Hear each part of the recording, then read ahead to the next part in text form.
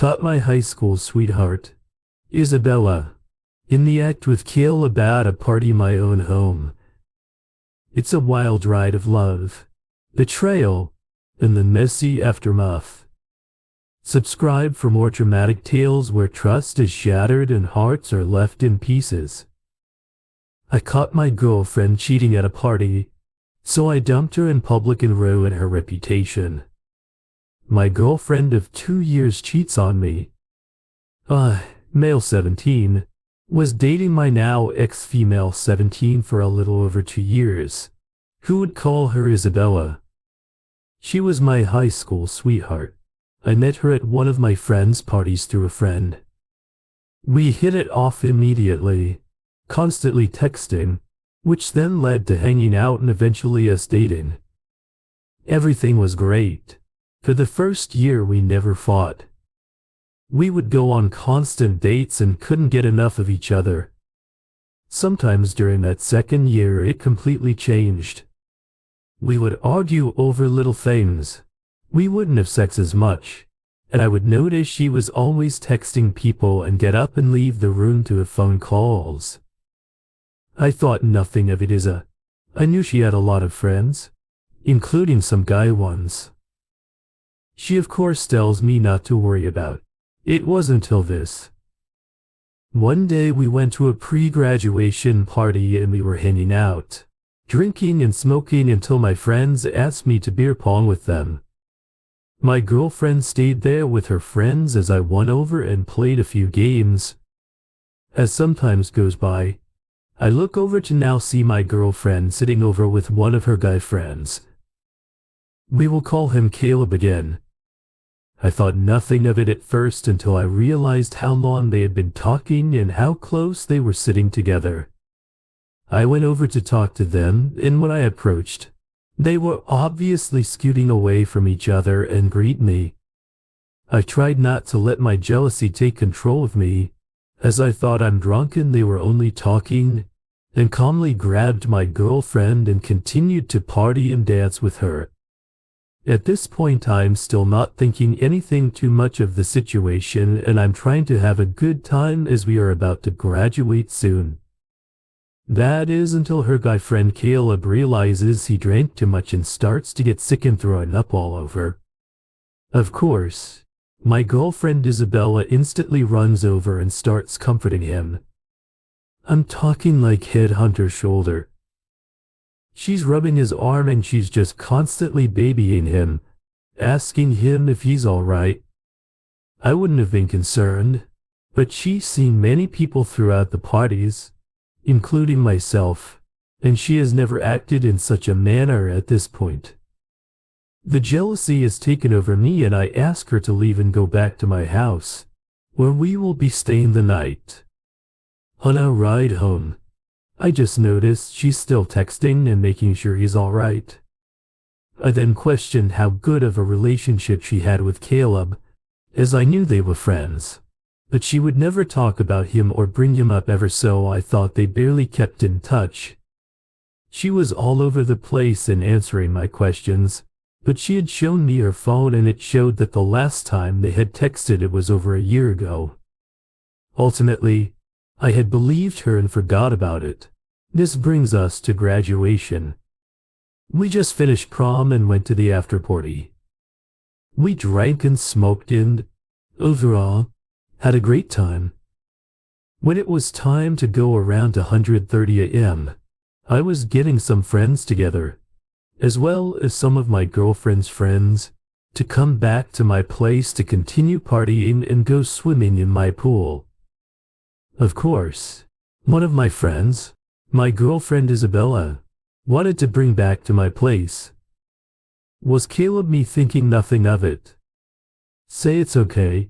While at my house, me and Isabella get into one of our stupid fights and she no longer wants to hang out with us and go to bed. About 10 minutes later, Caleb decides he's done for the night and decided to go inside because we forgot to bring out towels. We then ask Caleb to bring them outside before he goes to bed. 30 minutes go by and we are all ready to go inside and go to bed, but we have no towels. As Caleb forgot to bring them, as it is my house, I decided to go get them. As I'm walking up the stairs towards the bathroom, I can hear the showers on and a slight noise coming from the shower. As I got up to the door, my worst nightmare had come true. She was having sex in the shower with Caleb. I bust down the door in one clean hit, absolutely losing my mind and screaming at both of them. Caleb stood there, frozen, innocent, not knowing what to do. As Isabella started crying, hissed her, why, she tried to explain how it somehow wasn't what it looked like and how she loves me. I wasn't hearing any of it. I had made them go home, as well as everyone else that I had invited over. I broke up with her on the spot and have not heard from her for 2 months. She started recently trying to text me again, trying to apologize. I'm seeing someone new, and what I had told her, I think it broke her. That's all that happened so far. Thank you for reading, and I'm sorry if it is a bit hard to read or scrambled. This is my first ever post on Reddit. Thanks. That's the other community reacts first up. How could you? She said it wasn't what it looked like. Someone else chimes in.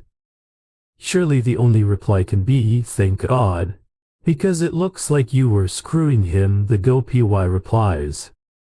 As to that part, she tried to explain that it was his fault for being so pushy and, I guess, assertive. She said that she was taking a shower when he came in asking for towels. When she said they were in the other room, he wouldn't leave. When she did say the exact words, it's not what it looked like. I couldn't help but chuckle at that so stupid response. I responded with, how does a dick accidentally slip into you in the shower? She, of course, didn't know what to say. Another response states they'd never take a cheater back, because once a cheater, always a cheater. Most likely she'd been cheating with him for some time. Most likely an emotional affair, and that night they went physical affair. That's the reason she started to fight with you. I know it hurts right now, but in the long run it does get better. Remember, you were a nice guy and she wanted her bad boy and thought you would never leave her, even if you caught her. So the best way to get revenge on her is to move on with your life.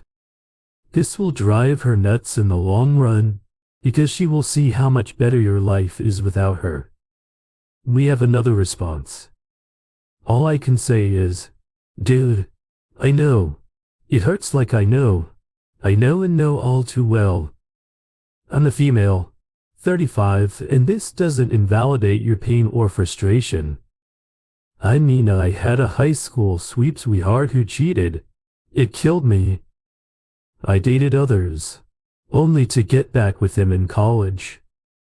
One kid in tow with a girl, dated 3 more years, cheated again and crushed me for years.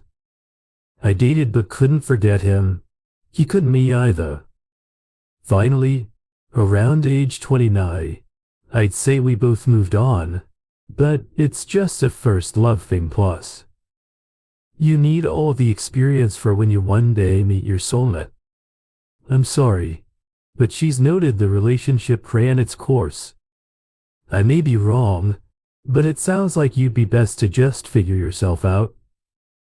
Maybe even get a therapist or counselor. If you're on campus, they have them. If not, find one solo with Medicaid or otherwise. Figure you out aside from her. Learn to love yourself. At my age, I tell you, it's the best I ever felt once I took that time to do it. Changed my life. I'm married. I have a baby boy and I still don't know if he's the one, but I do know we have a mature relationship. We are honest. As far as I know, don't cheat. Cheaters never stop. I hope you were able to move on and be happy and date someone else. The more experience you have with the love, the better your chances. And yeah, that means there's a lot of confusion and hurts involved. but it's worth it, even though I know it's hard to see. Now, best to you. Second cheating story. Finally caught my girlfriend cheating red-handed, so I dumped and blocked her. There was many red flags that led up to this point, and I could likely write a novel on my situation, but I will spare the details. Here's how I found out her and I got into an argument one night about something trivial. I went to bed around 11 p.m. and I received a message at 1 a.m. while I was dead asleep from my ex. She said she was going for a walk. I woke up about 4 in the morning when she finally made it back to our bedroom. I was too tired to care and I went back to sleep until I woke up later in the morning. She had slept in until about 1 in the afternoon. She also intentionally avoided leaving, returning through our front door, where I have a doorbell camera installed, likely to avoid giving me a timestamp on her whereabouts. When she finally woke up, I asked her about her walk, as it was totally out of character. No good things happen. At 1 a.m. she wouldn't tell me who she was with, and I could clearly see she was making up a story on the spot. She later told me that she opened to somebody coworker about how she was unhappy in our relationship and disclosed a little too much information that should have been obligated to discuss with me. This dude apparently walked her home and offered to kiss her. She said she declined at the offer. She maintains this part of the story is truth, but my trust was already broken. At this point, as weeks passed, I would bring up the story and the details would change, as she told me she was going to move back home. I didn't understand the idea of her leaving, unless she was guilty about something. So I continued to push the issue further and, as she told me, she put in her 2 weeks' notice at work. So I knew she was leaving. She had messed up. She knew too, but she hadn't admitted yet. But that night she finally admitted to me. After I took her phone and went through it in front of her, I told her to leave, and when she had nowhere else to go, she decided to retract her statement about cheating and then said it didn't happen. That is something you don't admit to, unless you actually do it. As it turns out, it was not a one-time offense and it was an affair. I may not even know the full truth or for exactly how long this was going on, for I guess I have to accept the story she has given me as truth and move on. I do have a morbid curiosity, though, about the real truth, but I know it's only going to hurt me more to give some backstory. Our relationship was nothing short of unconventional. We were together for 7 years and 4 of those we were apart long distance. We tried to see each other as much as we could when we were apart, but there were some gaps in between when we finally decided on a compromise and living together. This happens no more than a year later. If she was so quick to do this while living under the same roof as me, it's undeniable. It happened when we were apart. I've invested so much into a person, a partner in person, and I never thought she would just throw it all the way like that. The one person I trusted more than anyone betrayed me. If she was so unhappy, she should have left. I know what you guys are going through. Hope we can all find some healing. Update 1. She told me she wanted to cheat on me. Need support in SFW anyway. I posted a few weeks back after I found out about my partner's 29 female affair. I still cannot shake the words she had said to me upon our confession. I asked why she would do that. She said with no mercy and without hesitation, I wanted to cheat on you. She had also said, what else do you want to know? I eat the other guys too. As times moved past. After that night, she told me that her statement about hooking up with other guys was untrue and maintains that the only time she was unfaithful is with the affair partnering. Question like, how toxic can you be to say to somebody to deliberately hurt them? Why even go to the extent of putting that doubt in my mind, especially if that statement wasn't true? Call me old-fashioned, but nobody just admits to cheating with multiple partners just to piss somebody off, especially if they didn't do it. I don't know who she is anymore, or if I ever really did. Just a recap here. Quick edit: her and I have no contact. Her and I are not on speaking terms right now. This is what was said to me while she was packing up her crap and getting ready to leave. Update 2: 1 year of no contact. It gets better. Progress. An SFW long post warning. I have successfully not given any sign of life to my ex and haven't heard a peep from her in exactly 1 year to the date.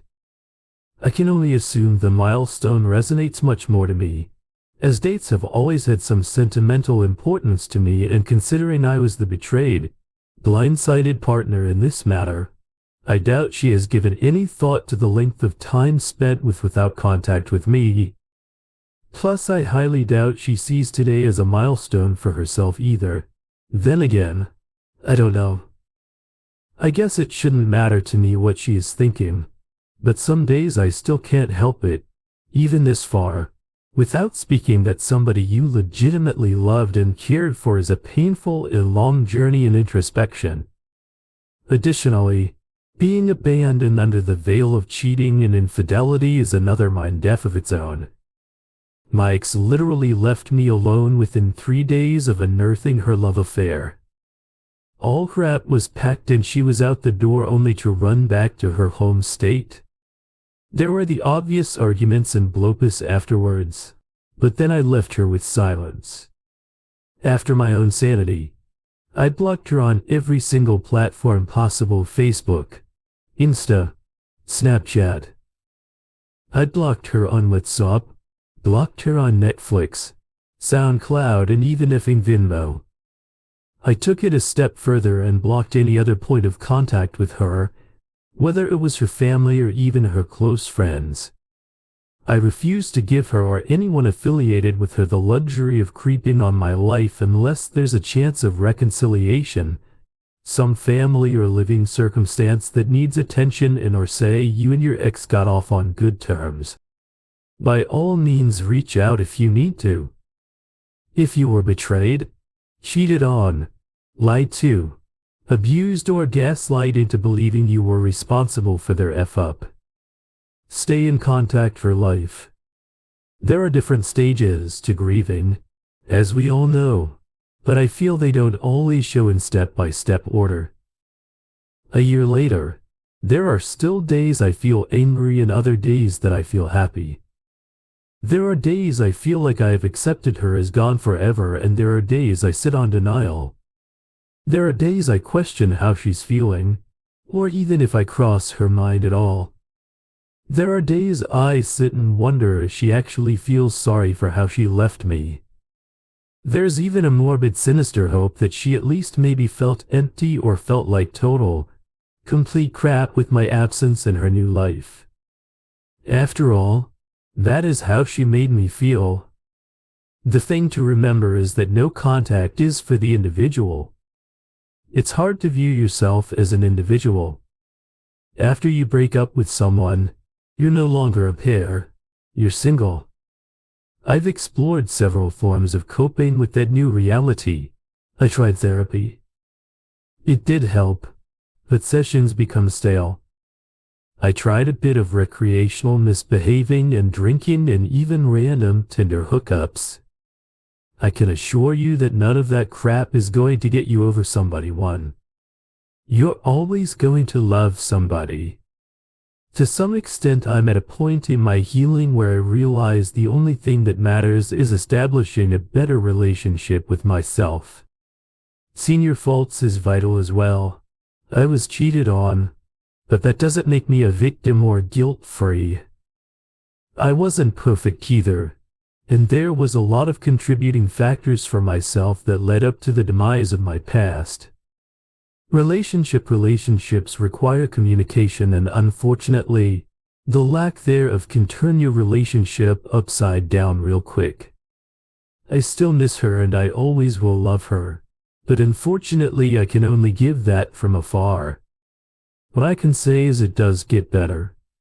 Distractions help, but they are not the solution. As cliché as it seems, it just takes time. Focus on yourself and your new life. Now a thought from the community. Time to forget this date. Eden, you have done well to get this far and your survival from her infidelity is assured. But you need to take that next step and work on attaining that final level, the land of May. You need to work on that indifference. You need to let go of that last little bit of her that resides in your psyche, that bit about, I still miss her and I will always love her. It's so vitally important to your future that you let that part of it go. You need to do it for your future. You need to be able to pass this day next year with no thought at all. In a year's time, you just want it to be Tuesday than last Tuesday and not as good as next Tuesday, but just a normal Tuesday with no recognition that it was the day. Thank you for tuning in. Don't forget to subscribe, comment, and bookmark. We will provide you with more high-quality audio videos on the topic of infidelity.